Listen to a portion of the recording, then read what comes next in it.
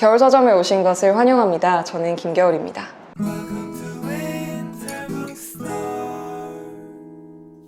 오늘은 겨울 서점에 어마어마한 손님을 모셨습니다. 지금 벌써 화면 보고 많이 놀라신 분들 계실 것 같은데요. 오늘은 3년 만에 신작 지니지니를 가지고 돌아오신 정유정 작가님과 함께 하도록 하겠습니다. 어서 오세요. 네, 반갑습니다. 불러주셔서 고맙습니다. 아닙니다. 나와주셔서 너무 감사합니다. 네. 지금 저 사실 지금 너무 떨려요. 저희 독자분들을 위해서 인사 한 말씀 부탁드립니다. 제가 3년 만에 돌아온 다정한 그녀. 네. 시작가 정유정입니다. 네.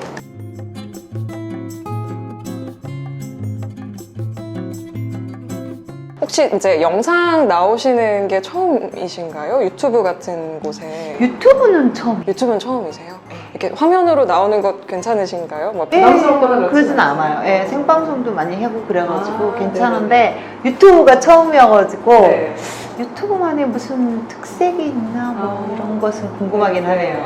유튜브는 조금 개인적인 걸 궁금해하시는 분들이 많으신 것 같아요. 보면은 촬영 말미에 제가 받았던 질문 같은 것도 간단히 좀 드려보도록 할게요. 네. 어떻게 3년 만에 돌아오셨는데 그동안 어떻게 지내셨는지 궁금합니다. 네. 밥 먹고. 네. 제가 이제 보통 소설 하나를 끝내면 네.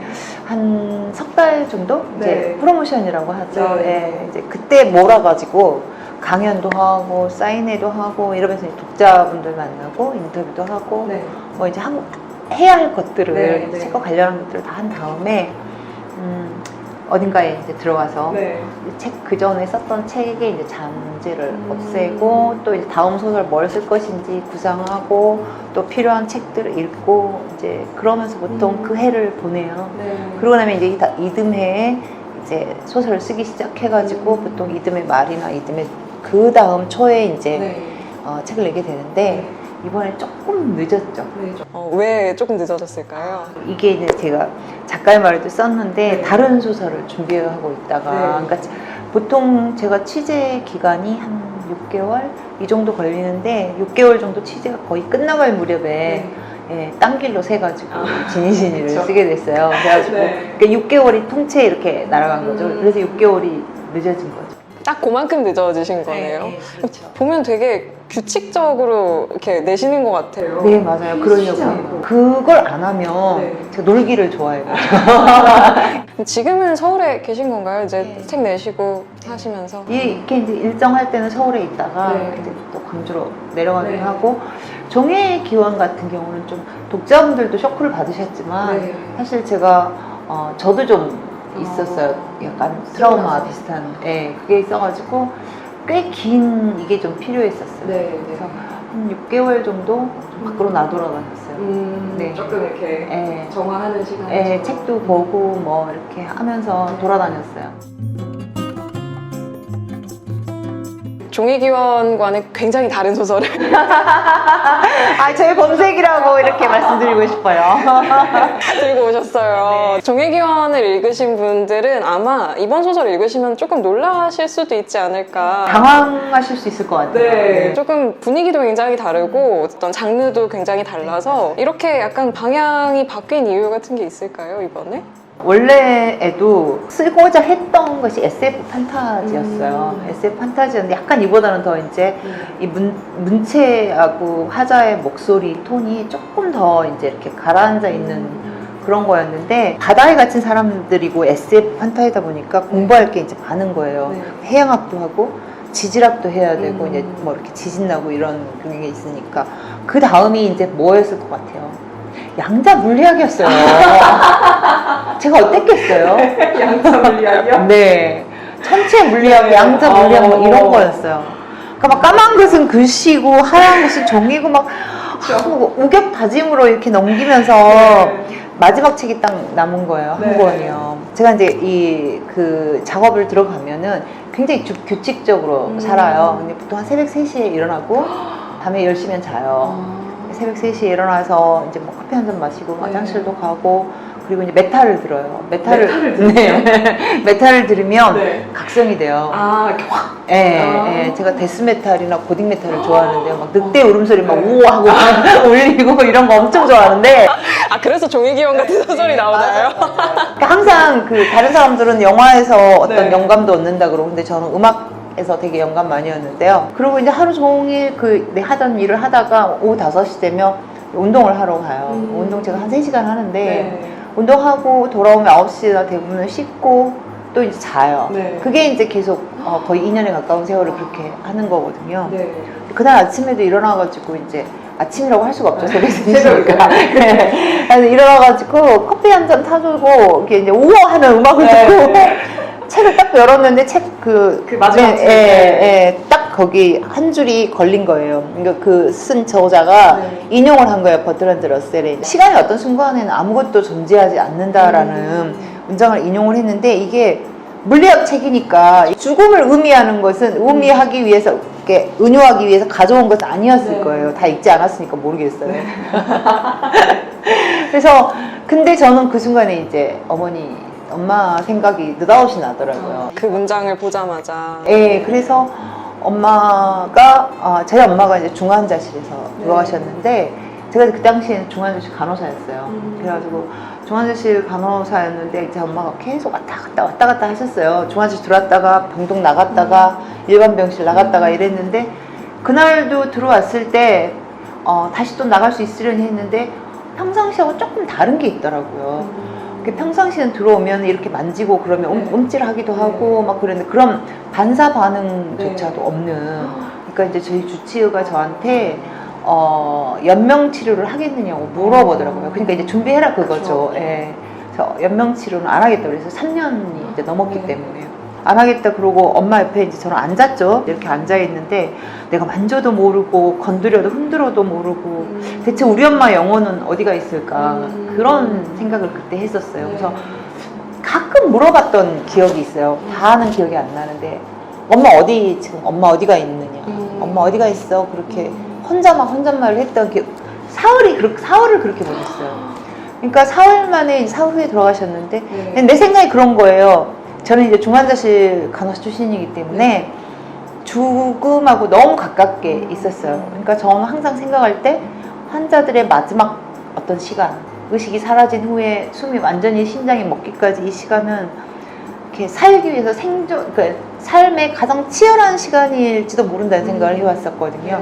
저희 엄마도 마찬가지였을 거라는 생각이 들었고, 그래서 그런 생각을 그날 새벽에 쭉 하다 보니까 만약에 나한테도 이런 순간이 온다면 나는 어디 가 있을까? 나의 영혼은 어디가 어디로 있을까? 갈까? 어디가 있을까 생각해 보니까 네. 내가 제일 좋아하고 내가 제일 상상하기 좋아하는 그런 시간대가 말하자면 태고의 시간인 거예요. 태고적 시간. 예, 한 3천만 년 전에 영장류가 뭐 이렇게 원숭이와 유인원으로 갈라지기 이전에 인류는 아직 태어나려고 생각도 안 하던 그 시절로 돌아가면 그때 영장류들은 요만했다 그래요. 엄청 작네요. 예, 요만했다 그래요. 굉장히 하잘것없는 그런 존재였고, 이 영장에서 갈라진 인간이 어느 순간 지구를 지배하는 그 포식자로 출세를 했잖아요. 네. 이 사이에서 무슨 일이 있었을까 하는 걸 연구하는 사람들이 이제 인류학자고 그런 건데, 저도 거기에 대해서 굉장히 관심이 많거든요.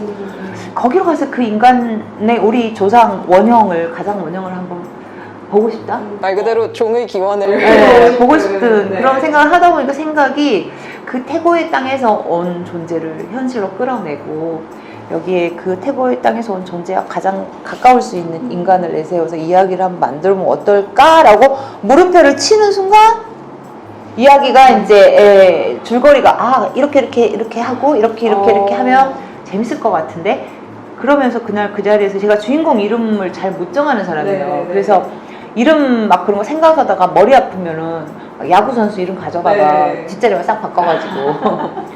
혹시 이진이도 우리 맞아요. 비밀인데 이름값 내느라고 할지도 몰라요. 이름도 진이 짓고 이야기는 이렇게 풀어야 했다. 이렇게 풀어가려면 장르는 판타지여야 하는데 이제 여기까지는 다 일반적으로 어떤 관습적인 것이 적용이 되는데 관습적인 게 적용이 안 되고 작가의 작가의 직관이 적용되는 부분이 뭐냐면 이 목소리하고 네. 이야기의 톤이에요. 그러니까 화자의 목소리가 거의 이야기의 톤이 되는데 네. 이야기의 톤이 지금까지 제가 굉장히 무겁고 좀 아주 그 진지한 네. 톤의 이야기들을 했었는데 이번 소설은 그래서는 안 되겠다는 생각이 들더라고요. 이번 소설은 판타지이고 어떤 그 목표를 향해서 액션 어드벤처 막 네. 이런 걸 지향을 해서 네. 가볍고 경쾌하고 그리고 이제 마지막에 가서는 어떤 따뜻해지는 네, 그런 이야기를 써보고 싶다는 생각을 했어요. 근데 네. 제가 이런 이야기를 처음 쓴 건 아니에요. 네. 이런 성장 소설을 처음 쓴 건 아니고 네. 사실 데뷔를 성장 소설로 네. 했어요. 내 심장을 써라도 예. 내 인생의 스프링 캠프도 아, 네, 그렇죠. 성장 소설이고 내 심장을 쌓아도 성장 소설. 네. 어떻게 하다 보니까 내 인생의 스프링 캠프는 15살 소년 소녀고 네.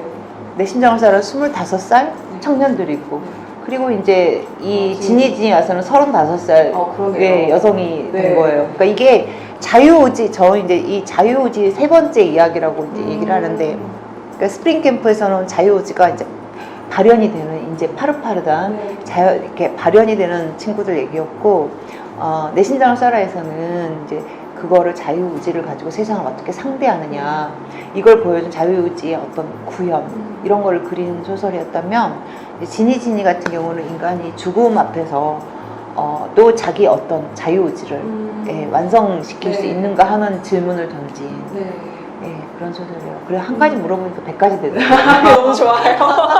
이거 영감을 어디서 얻으셨을까? 왜냐면 작가의 말이 맨 뒤에 있어서 이제 읽으면서 유발 하라리도 막 나오잖아요. 소설에. 사피엔스를 읽다가 영감을 얻으셨나 보고 있었는데 마지막에 보니까 이제 사실은 조금 다른 계기로 아까 말씀하신 그런 계기로 이번 지니를 쓰게 되셨다고 말씀을 해주셔서 여러 가지로 되게 신기하다는 생각이 많이 들었습니다. 네. 저도 모르게 빨려들어서 막 듣고 있었습니다. 역시 소설이 진짜 이렇게 좀 빨려드는 느낌이 늘 있거든요. 제가 이제 정재현 작가님 소설 읽으면서 항상 그런 생각을 하는데 저 지니도 진짜 순식간에 읽었어요. 막 못 놓겠는 거예요. 그래서 어떻게 이러면서 막 읽고 마지막에 펑펑 울고 그랬던 소설인데 역시 말씀을 되게 잘하시는 것 같아요. 아까 말씀하실 때 이제 전작 얘기가 잠깐 나왔는데 이번에 지니를 읽으면서 28 생각이 계속 나더라고요. 구조대원 한기준이 나오는 것도 그렇고 동물 관점에서 서술이 되는 부분이라든지 동물의 어떤 아주 세심한 감정이나 행동 같은 것들을 이렇게 캐치해서 쓰는 그런 부분들이 굉장히 28이 떠오르는 부분이 많았어요. 그래서 쓰시면서도 그런 생각을 하셨는지. 예, 맞아요. 그 부분이 있어요. 인간과 동물의 공존, 어떤 생명체들의 공존을 테마로 하고 있다는 점에서 28하고 비슷하고요. 이게 이제 성장 소설이라는 점에서는 내 심장을 썰어갖고 비슷하고 그리고 또 28하고의 어떤 그런 연계성에 대한 암시를 주기 위해서 이제 한기준을 데려왔어요. 이제 그 전에는 내 심장을 썰어에서 제가 좋아하는 인물이 김용인데요. 김용을 자꾸 등장시켰었어요. 그쵸. 28에도 등장시키고 종애교를 등장시키고 은퇴시키고 이제 그만 나오라고 은퇴했어요. 그리고 이제 이번에 한기준을 등장을 시켜서 되게 또 어떤 독자분들은 궁금해하세요. 28에서 그 다 죽어나간 살아남은 사람이잖아요. 난장판이 거기에 살아남은 사람인데 이 사람의 뒷이야기 궁금하다고 하는 분도 계셨고 한기준이 이렇게 잘 살고 있습니다. 처음에 딱 한기준이라고 돼 있어서 한기준? 그 한기준인가 했는데 다리를 전다 그래서 그 한기준이네 라는 생각이 들더라고요. 그래서 되게 반가웠습니다. 그럼 28을 쓰실 때랑 지금이랑 달라진 점은 혹시 있을까요? 비슷한 부분이 많은 소설인데 28 같은 경우는 판타지 요소가 많이 없죠. 거의 리얼리티로 승부를 받고 이건 이제 판타지적인 요소가 있는데 28이 공존하지 못한 생명체들이 어떤 비극을 향해서 가는지 어떻게 파멸하는지를 보여준 거였다면 이거는 공존하고 공감하고 서로 이랬던 생명체들이 어떻게 희망을 향해서 가는가 어떻게 삶을 향해서 가는가를 보여준 거라서 지향점이 완전 반대죠. 저한테 착해졌다고 막 그러더라고요. 근데 착해진 건 아니고요. 네. 네, 본래 착하고.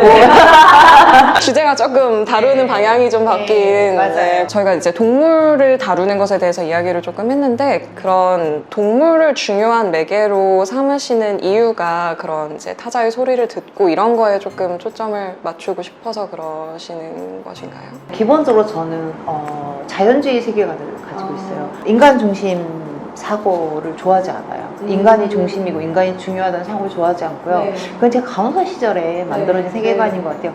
인간은 이 세상에 수많은 생명체 중에 하나다. 그리고 인간과 동물은 이렇게 완전 다른 존재가 아니고 인간은 동물이다. 그렇죠. 예, 기본적으로 인간은 동물이에요. 식물 아니고. 그렇죠.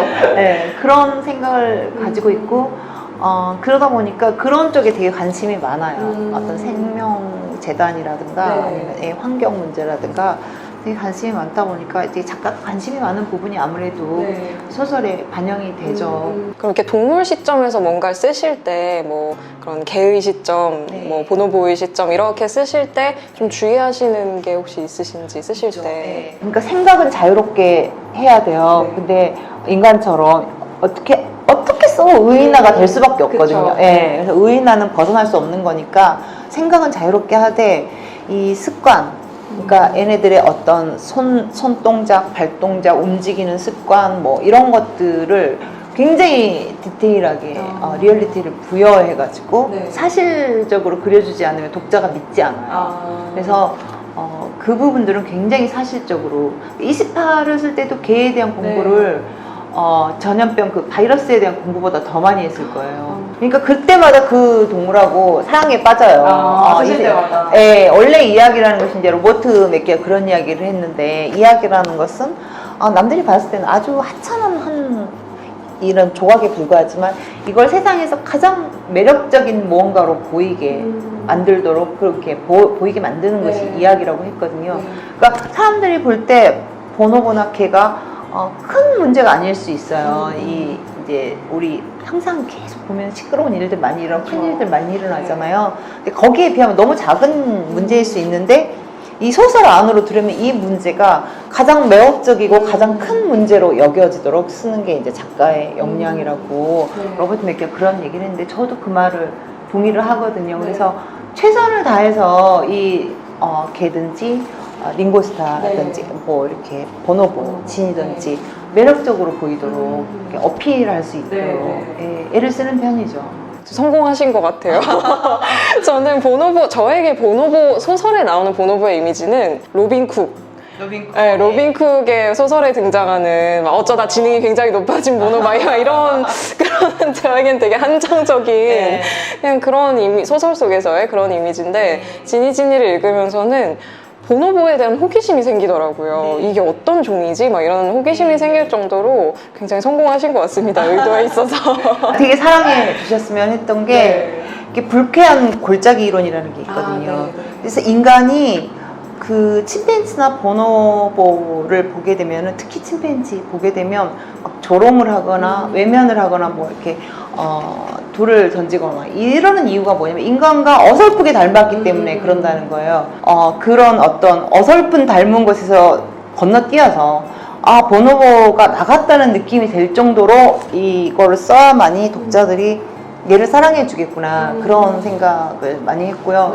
뭐 그렇게 사랑을 해주게 하려면 사랑을 받으려면 달리 방법이 없어요. 자기 진심을 보여주는 거 말고는 얄팍한 이런 걸로는 사랑받을 수 없거든요. 그 순간에는 귀여울 수 있지만 이제 저희 보노보 얘기도 많이 했으니까 인간 얘기를 잠깐 해줄게요. 물론 보노보가 중요하지만 우리 인간들도 나오는 소설이니까 등장인물들 이야기를 조금 해보면 좋을 것 같은데요. 주요 등장인물이 2명이에요. 이제 주인공인 이진이라는 이제 주인공 여성과 이 진이를 도와주는 김민주라는 인물 이렇게 2명이 주요 인물로 나오는데요. 이 인물들을 이제 만들어내실 때, 창조해내실 때 어떤 생각을 하면서 만드셨는지 되게 궁금해요. 이진이 같은 경우는 진이 같은 경우는 얘가 이제 마지막에 자기 자유의지를 구현하는 역할이고 1번 주인공이거든요. 그래서 내가 생각할 때 첫 번째 그 원칙이 뭐였냐면 굉장히 인격적으로 성숙해야 한다고 생각했어요. 그러니까 어떤 분들은 너무 착하다 이렇게 말 착한 게 아니에요. 성숙한 주인공이에요. 인격적으로 성숙한 주인공이고 생각이 깊고 감성도 깊고 그랬으면 좋겠다.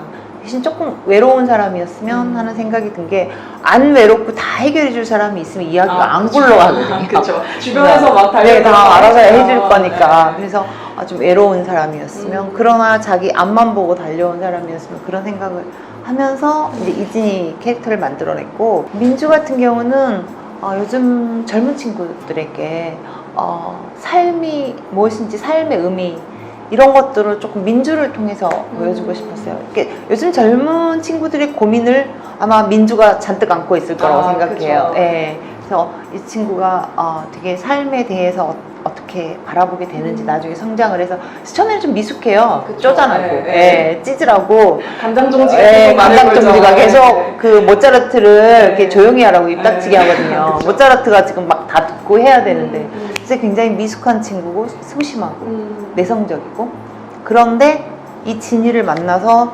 어떤 인격적으로 이제 성숙해지면서 타인과 공감하고 타인과 공존하고 이런 것들을 배워가거든요.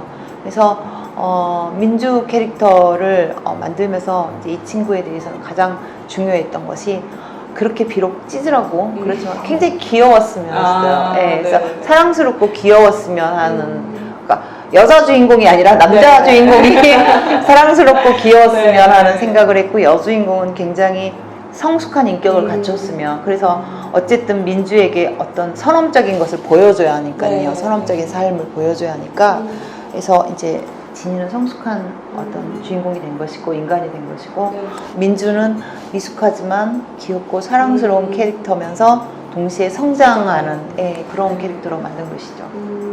그 민주의 모차르트가 계속 막 이렇게 얘기를 하잖아요, 민주한테. 그래서 저는 그것도 되게 재밌더라고요. 어떤 소리를 되게 잘 들을 줄 아는 사람이라는 부분이. 그래서 저는 읽으면서 민주라는 사람은 원래 애초부터 좀 이렇게 성장할 수 있는 가능성이 있는 사람이었던 게 아닐까? 그런 생각이 들더라고요. 본인의 어떤 그런 것을 발현할 수 있는 기회가 전혀 없었던 거고 아무도 믿어주지 않는 재능이었던 거죠. 그래서 쓸 때 저도 재밌었어요. 뭐 가령 소방차와 뭐 이렇게 뭐지? 구급차와 구조대차와 레카와 이 삐뽀삐뽀 구별하는 거 있잖아요. 그걸 쓰면서도 저도 그거를 써놓고 제 남편한테 보여줬어요. 이 맞지? 그랬더니 구급차 소리는 이렇게 나지 않는데요? 그래서 또 그냥 뭐 계속 뭐 레와 파 사이 그러면 레와 파가 아닌 것 같아 막 그러면서 둘이 그렇게 이제 막 하면서 했던 기억이 있어요. 직업이 그 소방공무원이에요. 많이 들으시는 소리.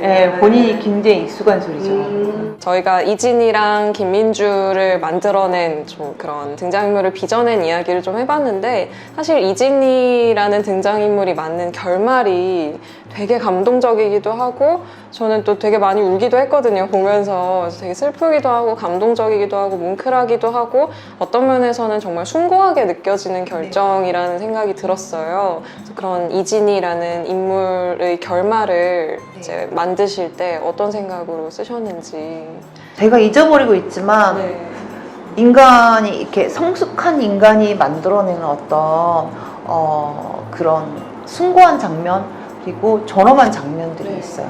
근데 그거를 보여주고 싶었어요. 저는 인간의 어떤 이렇게 죽음 앞에서 인간이 자기의 자유의지를 완성한다는 게 얼마나 존엄한 일인지, 숭고한 일인지 그거를 좀 보여주고 싶었고 그래서 자기가 선택하는 죽음에 대해서 존엄사라는 이름을 붙이잖아요. 내가 인간으로서 존엄할 때 죽고 싶다는 거. 이게 뭐 지구를 구하는 일이 아니더라도 자기 자신의 삶을 가치 있게 만들고 또 죽음의 어떤 의미를 가지고 떠날 수 있는 죽음, 타당한 죽음 그런 것들을 보여주고 싶었어요. 성숙한 사고를 하는 사람, 성숙한 인격을 가진 사람은 마지막 자유의지마저도 이렇게 존엄할 수 있다. 이거는 인간만이 할 수 있는 일이다. 이게 사실 그렇잖아요. 이런 일은 인간밖에 할 수 없어요. 과학적으로도 최일정 교수님이 그런 얘기를 하셨는데 과학적으로도 죽음에 대해서 이만큼 사고를 하고 본인이 죽음을 이렇게 선택하고 이렇게 할 수 있는 거는 현재로서는 인간밖에 없다라고 과학자들도 얘기하고 있다고 해요. 제가 그 부분에서 되게 머리에 망치를 맞은 것 같았는데 왜 소설에 그런 부분 있잖아요. 이진이가 내가 지금 그 진이의 몸을 이제 말하자면 침입해서 이걸 지배를 하고 있는 건데 그게 이 원래 진이 그 보노보 진이에게는 자기가 침입해 들어온 사람이라는 게 포식자라는 걸 깨닫잖아요. 자기 스스로. 그걸 딱 보면서 너무 약간 그때까지는 이 이진이라는 그 인간 등장인물의 어떤 안녕을 바라면서 계속 읽다가 그 중심으로 그래서 어떻게 이진이가 어떻게 사람 몸으로 돌아가지, 어떻게 여기 탈출하지, 어떡하지 막 이러면서 읽다가 그 부분을 딱 읽는데 보노보 진이의 생을 어떡하지? 그 생각이 확 드는 거예요. 그 부분을 보면서 이게 이거구나 그 생각이 들더라고요. 주인공도 그제서야 느낀 거잖아요. 본인이 보노보의 입장이 점점 동화가 되면서 그러면서 그제서야 보노보의 삶을 생각해보고 그래서 보노보를 통해서 이 지구상의 생명은 다 같은 어떤 평등한 지위를 가진다는 얘기를 좀 하고 싶었는데 인간이 얼마나 그런 이렇게 주변의 그런 동물, 우리와 다른 종 동물들에게 잔인한 행동들을 하는지 좀 말하고 싶었어요. 네, 그래서 저희 이제 3년 만에 돌아오신 정유정 작가님과 함께 지니에 대한 이야기를 나누고 있는데요. 정유정 작가님 소설 읽을 때마다 제가 느끼는 게 너무너무 진짜 같다는 생각이 드는 거예요. 그러니까 어딘가에 정말 이 사람이 살아있을 것 같고 막 어딘가에 정말 이런 일이 벌어졌을 것 같고 그런 리얼리티가 너무 막 생생해서 되게 읽을 때마다 깜짝깜짝 놀라곤 하거든요. 근데 그렇게 리얼리티를 막 살리시기 위해서 취재도 되게 많이 하실 것 같아요. 이번 지니 같은 경우는 취재 거리가 엄청 길었어요. 다른 그래도 소설들은 국내에서 해결됐거든요. 전문가들 찾아가고 그런데 이 보노보는 국내에가 없어요. 한 마리도 없고 있었던 적도 없어요. 그렇기 때문에 저도 본 적이 없어요. 심지어는 보노보가 뭔지도 잘 일반인들은 모르실 거예요. 이렇게 동물 학계에 계신 분들 아니면. 그러다 보니까 어쩔 수 없이 비행기 타고 날아가야 되는 그래서 어디로 가셨나요? 맨 처음에는 우리가 저하고 이제 그 제 편집자 선생님하고 둘이 서울대공원을 찾아갔어요. 서울대공원 이제 우경미 사육사님이라고 침팬치 전문 사육사님인데 참 우리나라 공무원들 그 인재 쓰는 방식이요. 침팬치 사육사인데 가서 이렇게 뵀더니 뱀 우리에 계시더라고요. 뱀을 돌보. 뱀 위에 계시더라고요. 뱀을 돌보고 동남아 큰 뱀을 돌보고 계시더라고요. 침팬지를 오래 하셔가지고 침팬지를 잘 아는 분이에요. 그래서 뭐 A부터 Z까지 침팬지 사육사에 대한 얘기를 들었고 그분 역시 대학원에서 동물학을 전공했어요. 그래서 이제 그런 이야기를 많이 들었는데 그분은 이제 스승님이 최혜천 교수였어요. 가지고 이제 최혜천 교수님을 찾아가면 보노보에 대해서 잘 들을 수 있다, 많이 들을 수 있다, 도움을 받을 거다. 근데 최혜천 교수님 나를 만나줄까? 그런 생각이 되게 기가 꺾이더라고요. 왜요? 당연히 만나주실 것 같은데. 그래서 이제 저희 편집자 선생님이 또 편지를 썼어요. 최혜천 교수님 이대 교수님, 저희 편집자 선생님이 제가 아까 이 주인공 이름하고 같다고 그랬죠? 비슷하다고. 그러면 이대 출신이에요, 같은. 그래서 이렇게 모교 이걸로 좀 밀어가지고 한번 부탁을 해봐라. 학연으로. 그래서 최혜준 교수님이 오라고 해서 제 책도 읽어보셨다고 하더라고요. 그래서 이제 갔어요. 갔는데 이제 보노보에 대해서 뭐 여러 가지 알려주시기도 했지만 이제 가장 중요한 것은 네트워크를 다 깔아주신 거예요. 그래서 이제 가장 먼저 간 곳이 이제 국립생태원의 이제 류홍진 박사님이라고 우리나라 보노보를 연구한 우리나라 1호 학자예요. 완박 캠프에서 교토 영장류 센터와 완박 캠프에서 보노보 노안에 관한 연구로 박사학위를 받으셨어요.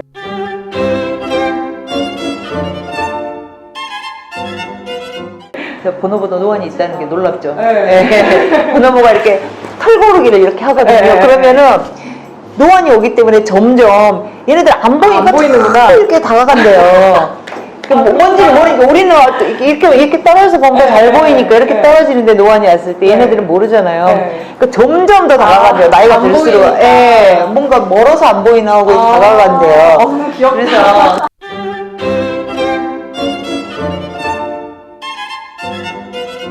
그래가지고 이분한테 가서 이제 보노보와 완박 캠프와 이런 데 대한 이제 또 지식을 얻고 네. 가장 중요했던 것이 이분이 완박 캠프에서 이제 보노보 연구를 수행하실 때 현장 연구하실 때 동영상 찍어놓은 것들이 있어요. 수백 편이 있어요. 그 보노보들을 다 생태별로 찍고 뭐 그 케이스별로 찍어서 뭐 보노보도 예 상황별로 다 찍어서 그걸 저하고 이제 공유를 해주신 거죠. 자기 연구 자료인데. 그래서 이제 그걸 받고 네. 돌아와서 이제 이 다음에 간 곳이 일본이에요. 일본. 예, 일본. 굉장히 스케일이 글로벌하네요. 그래요. 이번 소설이 그렇게 됐어요. 네. 그래서 교토대 영장류 센터를 이제 찾아갔죠. 근데 우리만 가면 뭐 우리 일본만도 못 알아듣고 네.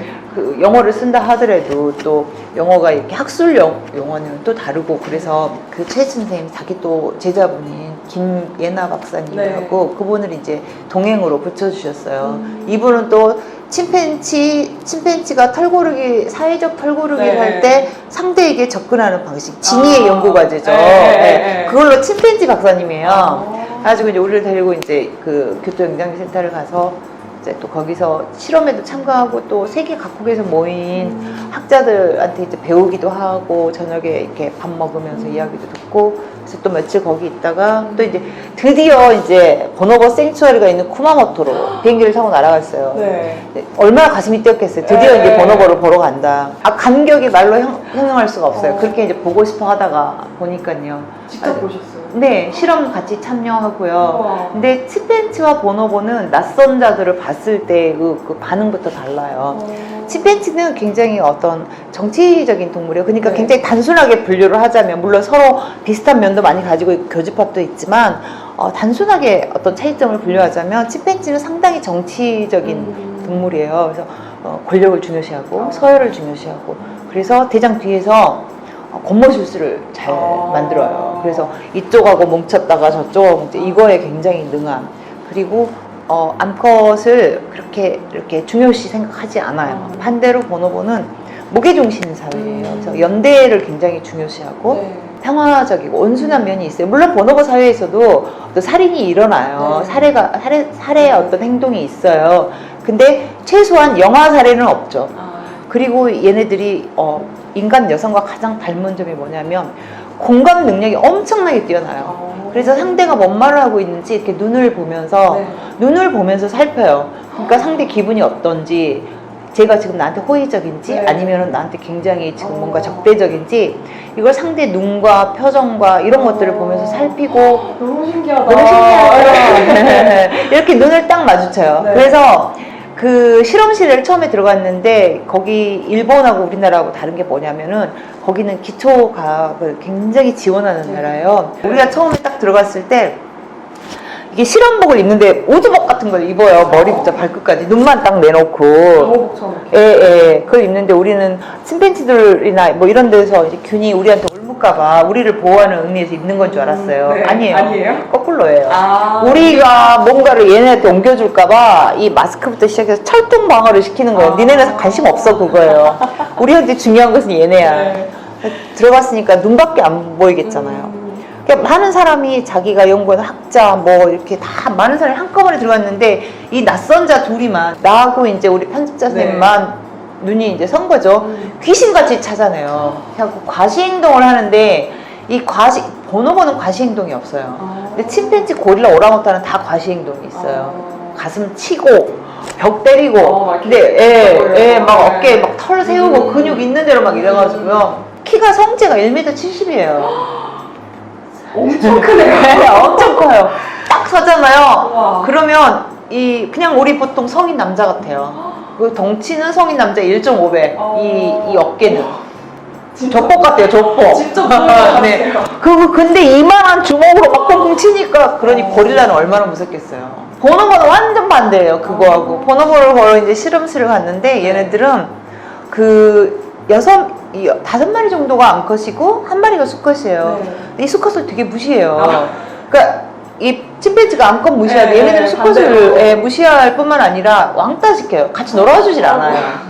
가지고 혼자 쓸쓸하게 있다가 우리가 이제 또 남모르는 사람들이 가니까 무슨 동물 쇼를 하는 것 같아요. 혼자 막 아주 그 책에서 보면 프레젠팅이라고 나오잖아요. 이 거꾸로 엎드려가지고 가랑이 사이로 막 내다보고 인사하고 웃고 그것부터 시작해서 이렇게 와가지고 눈을 이렇게 마주봐요. 어. 뭐 이렇게 눈동자에서 그 까만 자가 마주보는 게 네. 아니라 마치 동공과 동공 사이에 어떤 통로가 연결된 것처럼 이렇게. 네, 완전히 딱 이렇게 마주봐요. 그러면 너 누구야? 라고 묻는 게 느껴져요. 그게. 그러면 안녕 소리가 절로 나와요.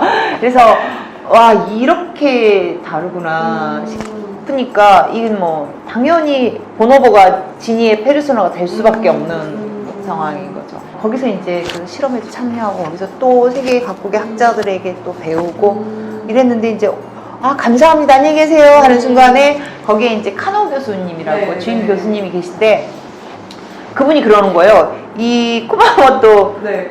보노보 생추리에 있는 보노보들은 하도 실험하면서 먹을 걸 주고 잘 먹고 네, 이런 네. 애들이 비만하대요. 그래갖고 이쁘질 않다는 거예요. 그러면서 이쁘고 원래 야생에서 어떤 모습인가 거기에 가장 가까운 보노보를 보려면 베를린을 가야 된대요. 베를린이요? 베를린 동물원을 가야 된대요. 근데 안 들었으면 모를까. 네. 들었는데 본래의 모습이 가장 가깝다는데 콩고는 못 가도. 예. 콩고는 못 가지만 베를린은 가야 하지 않을까. 베를린 동물원 갔습니다. 베를린 가셨어요? 네. 진짜 예뻐요. 와. 예쁘고 확실히 확연하게 차이가 나요. 더 몸매가. 작아요. 예. 더 작고 얼굴도 작고 이마는 더 넓고 그리고 이 털이 무슨 그 왜 우리 관상에서 보면 이정재 네. 배우가 이렇게 개털 가죽 입고 하고 네, 등장하잖아요. 이렇게, 반짝반짝한 털옷 입고 네. 그렇게 생긴 털옷을 입고 있어요. 다리도 길고 늘씬하고 이렇게 약간 그늘이나 해질녘에 딱 보면은 한 초등학교 1학년이나 이제 7살, 6살 이 정도 여자아이 보는 기분이에요. 되게 사람스러운 예, 생김새가 맞아요. 있네요. 예. 이 침팬지 3종 세트라고 그래서 침팬지, 보노보, 인간 합해 침팬지 3종 세트라고 해요. 가장 늦게 분화했어요. 얘네들이 어떤 용장류 달라질 계보에서의 때. 예. 가장 먼저 분화한 것이 이제 우리가 흔히 몽키라고 하는 원숭이. 그 다음에 에이프라고 이제 에이프가 유인원이에요. 유인원에서 제일 먼저 분화한 것이 오랑우탄이거든요. 그 다음에 고릴라. 네. 그 다음이 인간이에요. 그리고 맨 마지막이 보노보와 침팬지거든요. 침팬지와 보노보와 인간이 이렇게 분화하기 전에 600만 년 전쯤 돼요.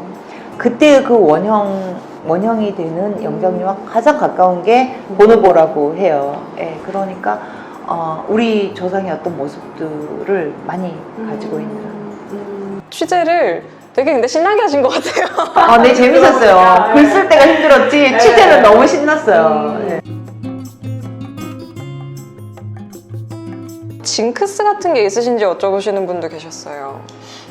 저는 저한테 유리하게 네. 이 세상 일을 다 해석하는 이게 있어요. 좋다. 네, 그래서 네. 불길한 일이 뭔가 기분 나쁜 일이 일어나면 오늘 아직 이보다 더 큰 나쁜 일이 일어날 건데 얘가 지금 그거를 다 미리 액땜했다라고 생각해서 네. 되게 좋아해요. 아. 그래서 좀 낙천적이에요. 네, 네. 예, 그래서 징크스는 없고 나한테 좋은 일이 일어나는 그런 징조 같은 건 하나 있어요. 제가 고양이 2마리를 기르는데요. 고양이 수염을 줍는 날은 굉장히 기분이 좋아요. 그 되게 레어템이잖아요. 네, 그리고 이렇게 모아놓은 게 있어요. 그리고 이제 또 질문 주셨던 게 이번 신작이 어떻게 읽히길 바라시는지. 저는 일단은 독자분들이 재미있고 의미있게 읽어주시면 재미있고 의미있게. 무엇보다도 이야기꾼이 이야기를 할 때에는 듣는 사람, 읽는 사람이 최고로 재미있게 읽어줬으면 막 달리게 하듯이 네. 이 2가지 있고요. 그 외에는 뭐 바라는 거 없습니다. 이제 뭐 그 외에 뭐 이렇게 좀 사소한 질문들이 사실 있었어요. 작업하실 때 제일 좋아하는 장소가 어디세요? 뭐 이런 질문도 있었고요. 혹시 제일 좋아하시는 장소 있으세요? 골방 좋아하죠. 네. 되게 딱 작업실이 있으세요? 네, 저 집에 있어요. 그냥 책상 하나, 의자 하나, 네네. 책장 하나. 일부러 카페 찾아가거나 그런 스타일은 아니시네요. 네, 사람 있으면 못해요. 혼자 이렇게. 네. 하긴 새벽 3시에 어디 가겠어요? 그렇죠. 뭐 24시간 하는 무슨 편의점 가서 할 수도 없는 거고. 아, 이거는 나갈지 안 나갈지 모르겠는데 부먹인지 찍먹인지 여쭤보시는 분들 계셨어요. 네, 찍먹입니다. 하십니다. 네, 저 부먹 좋아하지 않아요.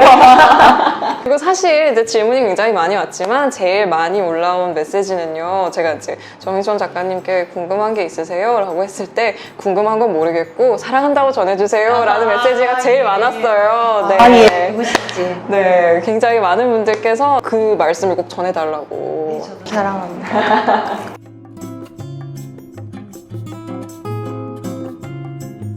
네, 그래서 저희 오늘 이제 3년 만에 정인선 작가님의 신작 지니에 대해서 이야기를 나눠봤는데요. 오늘 어떻게 인터뷰 괜찮으셨는지.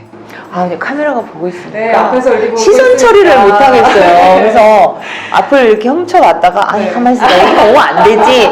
또 옆을 봤다가 네. 아 어색하네요. 네. 그러나 즐거웠습니다. 다행입니다. 네. 오늘 나와주셔서 너무너무 감사하고요. 네. 초대해 주셔서 감사해요. 지니 많이 사랑해 주시고요. 저도 너무너무 재미있게 읽은 소설이고 생각이 많아졌어요. 읽고 나서 이런저런 생각도 많이 해볼 수 있는 소설이니까요. 많이 읽어보셨으면 좋겠습니다. 저희 오늘 영상 여기서 마무리하도록 하겠습니다. 제가 항상 하는 인사가 있는데요. 또 오세요 라고 해주시면 네. 같이 해주시면 감사하겠습니다. 제가 네. 하나 둘 셋을 할게요. 네. 네. 그러면 다음 영상에서 뵙도록 하겠습니다. 하나 둘 셋. 또 또 오세요. 감사합니다.